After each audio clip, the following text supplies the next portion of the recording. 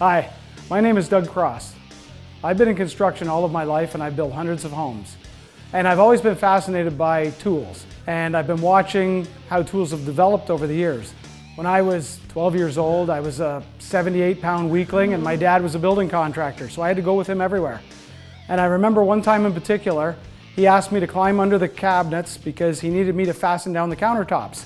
He was too big to get under there. So he sent me in with a screwdriver, and I had done this many times before, and I had to drive these screws up in. Well, after the first one, it wasn't too bad, but the second and third got harder and harder. My wrists were only this big around, and I had to drive these screws in.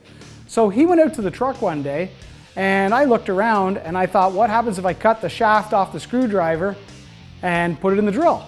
Well, the drills back then weren't variable speed. They were full speed ahead, and I thought, well, this is going to be kind of iffy, but I did it anyway. And it worked just fine. I ran the screws in very quickly. I stopped them in time before they came out the top. He walked in the house, saw half of his screwdriver laying on the countertop, and he wasn't very happy. But that was the beginning of all the tools that we worked with. Back in the old days, everyone had a hammer, and everyone still does, but hammers now have been augmented with power nailers. Everyone still uses a hammer, but this is the tool that everyone uses. The same as screwdrivers. I cut the handle off one, but today it's common for everyone to use a powered driver.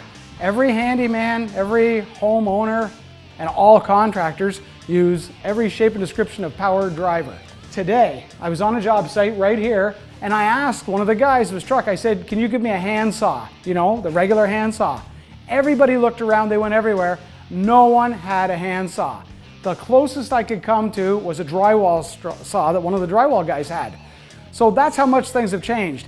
Everyone will use a power saw to cut everything. Miter saws, chainsaws, circular saws. They're all battery driven now. You can still get the corded ones, but those are on their way out as well.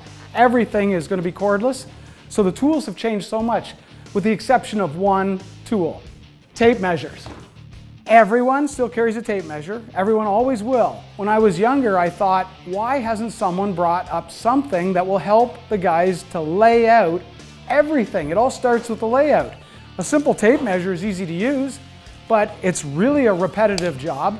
Everyone has to do it over and over. And when I was younger, I got watching the lumber stores and lumber yards thinking, why has no one come up with anything like that?